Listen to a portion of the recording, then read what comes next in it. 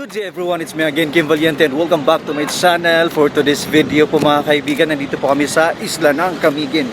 So yun mga kaibigan, nandito po kami sa old church.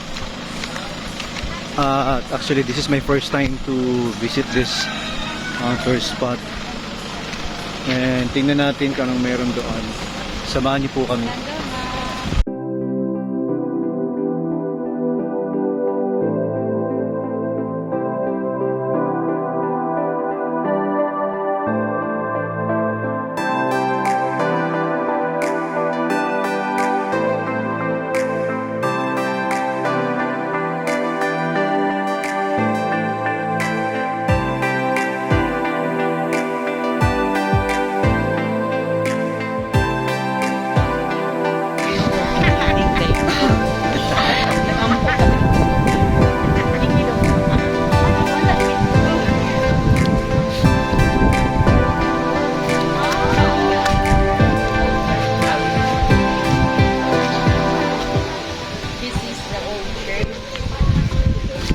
Camiguin.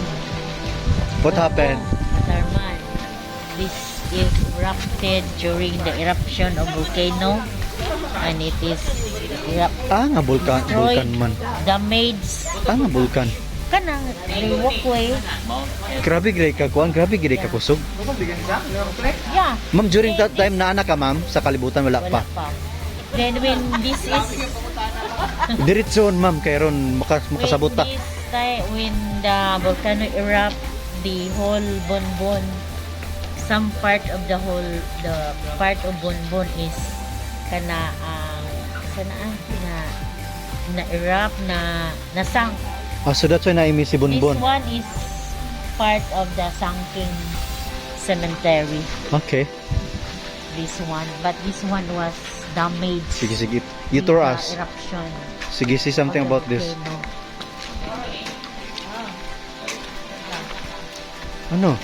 And this is one of the Legends. Of Guiob, Camiguin province. This is one of the historical image. The old church of Camiguin, Bonbon, Camiguin province.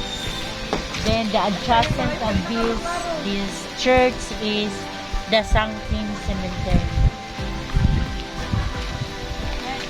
The whole town was sunk.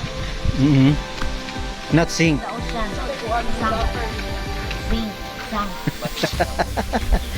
And the flower is beautiful. Maybe we can add.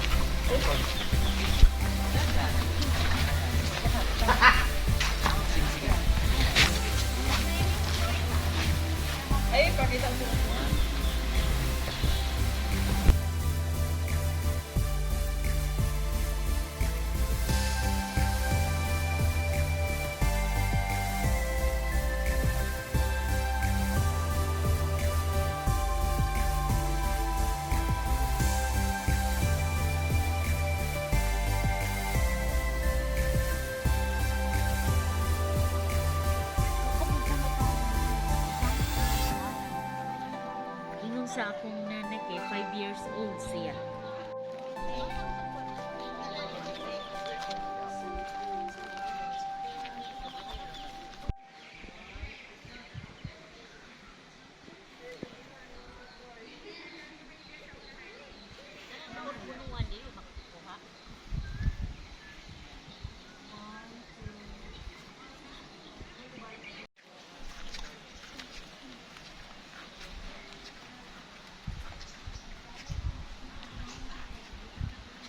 Hibok Hibok,